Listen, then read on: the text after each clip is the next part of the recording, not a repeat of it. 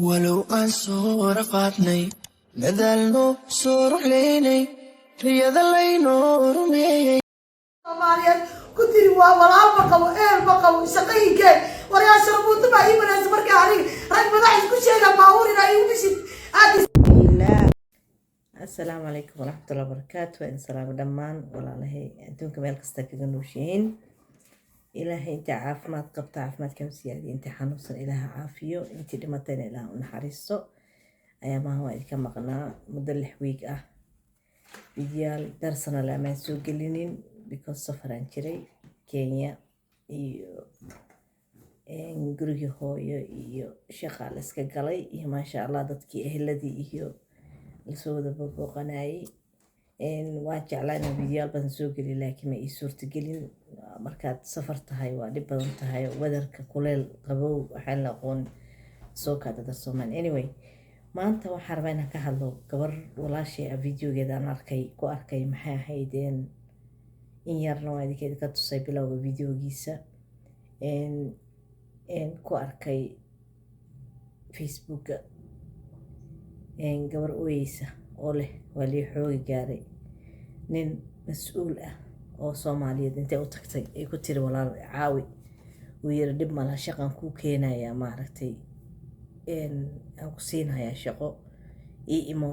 markay u tagtayna uu niman damcayn u dhiibo ila meesha waa la iska iibsaday waxaa la yaabaa anaga ragayga Soomaaliyeed maxaa u diiday inay normal human being noqdaan maxaa u diiday inay maaragtay sida dadka walaalaheed markii gabar walaashay ku maato inay caawiskaada batay in la caawiyo maxaa u diiday inay noqdaan dad dhiig leh oo sharaf leh maxaa u diiday ragayga Soomaaliyeed gabar dhan oo ma sha Allah markii videoga bilowgiisa ay bilaabaysa iyadoo xijaaban ma sha Allah faraxsan oo reeysa maanta shaqo la iga wacay shaqadii aan tagaya aad u faraxsan oo rabtay in shaqadii tagto shaqada markay ka soo laabatay iyadoo oysa dhees baaburkii iska tuuray baaburkii iska tuuray isagoo socdo leena niman baa la iibinaa already gabar cado qurux badan la arkaa waxa leen soo gudbay anaga adigan hadaa shaqo rabtid markaas waa pimping out wuu iibinayaa gabdhaha waa nin weyn oo maaragtay ilmo leh oo gabdho leh oo xaasas leh oo ciyaal leh oo maaragtay hooyo dhashay oo Soomaaliya ku nool kaasoo kale markii yaa noogu keena Afrikadeeda kale yaa noogu keena ilaa meesha xiniyo beebeen ku leeyahay Soomaaliya intuu joogay xiniyo beebeen uu ku leeyahay Soomaaliya intuu joogo xabada lagu ilaalinaya armeelaha kale noogu imo in labadaba laga jaro balana loogu qaaday wasakh u dhalay waxa waaye gabar islaameed oo miskiin ah oo Soomaaliyeed markiisaas loo silcinayo lagawna aamusan yahay qofna ka hadlaynin gabar ooyeysa adduunka Ilaahay gabar Soomaaliyeed ooyeysa markaa waa naxa leena waxa weeyaan waxay anaga kulligeena waajib nooga tahay inaan gabadhaas la kacno oo la maaragtay la ooyno oo la murugoono oo la maaragtay qiiradna wada qaado kulligeeyo gabar ooyeysa markaa aragno oo sharafteeda iyo maaragtay magaceeda iyo maaragtay u ooyeysa la ajligeed ana kibir ooyneyn ila daawada videoga insha Allah ila dhamaadkiisa share gareeya kulligeena waa in laga wada hadlaa video waxa jira hada koor wiil yar oo cal ku dhacay oo Arab ah in Soomaalida gabdha iyo wiilasha kulligood ka wada hadleen laakiin gabar yar oo meel goda ku dhacday oo afar bari ilaa ay ku dhimatay meesha ku jirtay oo xitaa tabar loo waayay xitaa loo yani jahilnimada Soomaalida haysata la diiday xitaa laga soo saar meesha yani aqliga lagu soo saar meesha xitaa ay garan waayeen dadka meesha leh oo dadkii magaalada iyo dadkii xukumay iyo dadkii maaragtay madaxda ahaa ay waxba ka qaban waayeen Soomaaliyeedna wax soo jeetay wax ka soo hadlay ma jirin marka waxyaalo badan aan rabaa video badan insha Allah aan haysto koobiyalka haystayna ka hadlo share garay videoga insha Allah like saara tusadadkiina gabdhaha walaalideen kulligeed inaan wada qiiroono kulligay waa inaan ka wada hadalno gabar Soomaaliyeed oo dhig ku jiro waa inay ka hadashaa gabadha walaasheeda dhibaatada haysata meel kasta adduunka joogto gabar Muqdisho joogta ama Soomaaliya joogto tabar la'aana iska badaaba xaga dhigba taas iyadana insha Allah ila daawada videoga dhamaantiisa kulligiis insha Allah khayr isku ognahay assalaamu calaykum waraxmatullaahi wabarakaatuh Xuseen jaamac oo dhibaatada geysatay dhagay farada isku guna qatiyay albaarka ugu dhax garaaco magaalada Muqdisho ee saxeebka raacay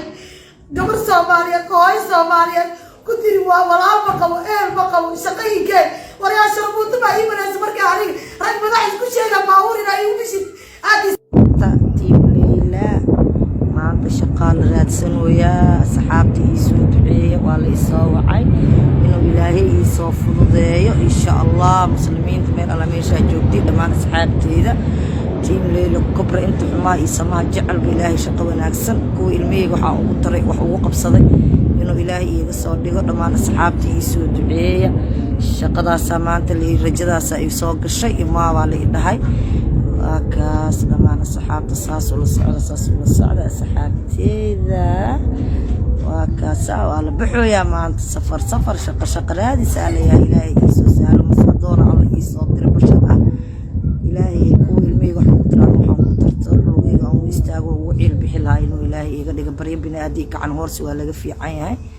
qof haduusan garab haysan dhibkeeda leedahay ilaahay laakiin shaqada aan ku mas'uulaadid waxa ugu tartay booska oo ii aaba ahay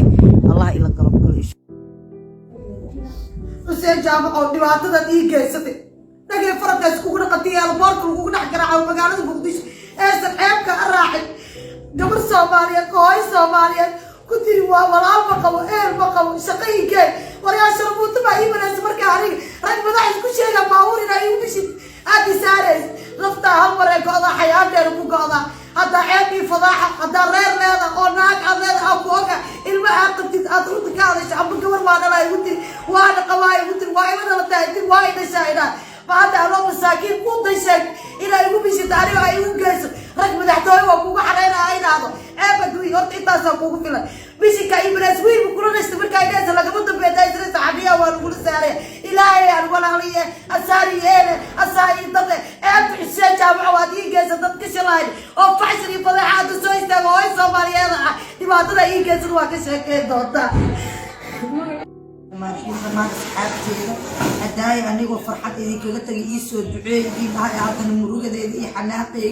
يوهين تيجي هاي دي صادقة ما تنين ولا أنك بيجينا أنت أصلا ولا كي هاي قرب كي أنك فيلنا هاي باهي دي دربت ده وشيء جنا أنا كفيلنا إنه ما تشير قالرك إنه يجي هوتيل أو جينا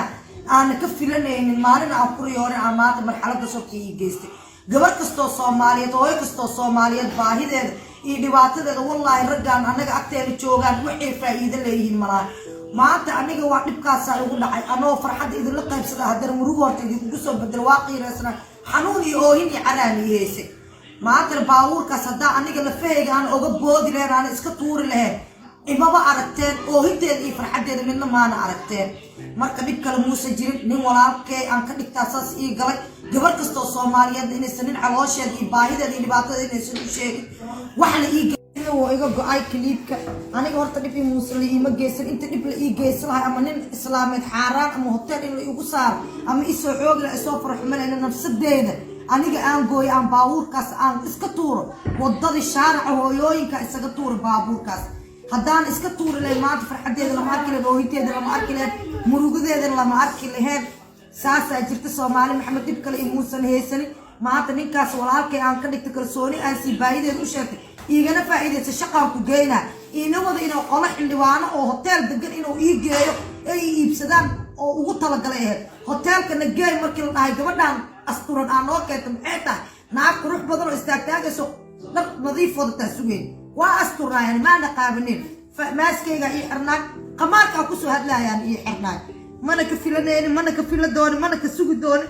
gabdhii muslimiinta oo Soomaaliyeed ay si kale u fahmay ana dhibkii muusan gaarsin nafsadeeda ana badbaadsan